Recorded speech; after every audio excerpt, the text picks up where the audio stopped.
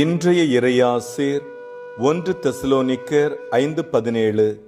இடைவிடாது இறைவனிடம் வேண்டுங்கள். அன்பிற்கு இனியவர்களே, புதிய ஆண்டின் முதல் ஓய்வு நாள் ஜெபத்தை குறித்து சிந்திக்கிறோம். நற்செய்தியில பல இடங்களில் இயேசு கிறிஸ்து இரவு முழுவதும் ஜெபித்தார் அப்படின்னு பார்க்கிறோம். கடவுளின் மகனுக்கு இவ்வளவு ஜெபம் தேவைப்பட்டது அப்படின்னா, சாதாரண மக்களாகிய நமக்கு இன்னும் எவ்வளவு ஜெபம் தேவை? இயேசு தன்னுடைய வாழ்க்கையில பல தடைகளை, எதிர்ப்புகளை, பொறாமை, சதி இவைகளை எல்லாம் தன்னுடைய ஜெபத்தின் மூலமாகத்தான் தகர்த்தெறிந்தார். சாத்தான் அவரை சோதித்த போது ஜெபித்து வெற்றி கண்டார். பேதுரு சிறையில் இருந்தபோது தொடக்க கால திரு அவை அவருக்காக சிறப்பாக ஜெபித்தது. சிறையிலிருந்து அவர்கள் அதிசயமாக வெளியில் வந்தார்கள்.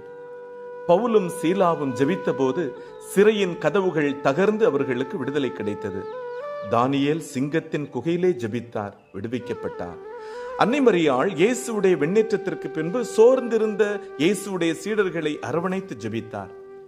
நாமும் ஜெபிப்போம், ஜெயம் பெறுவோம். நம்முடைய வாழ்வில் தடைகள் உடைய நாம் ஜெபிப்போம். பெற்ற நன்மைகளுக்காக நன்றி உணர்வோடு ஜெபிப்போம். பிறருக்காய் ஜெபிப்போம்.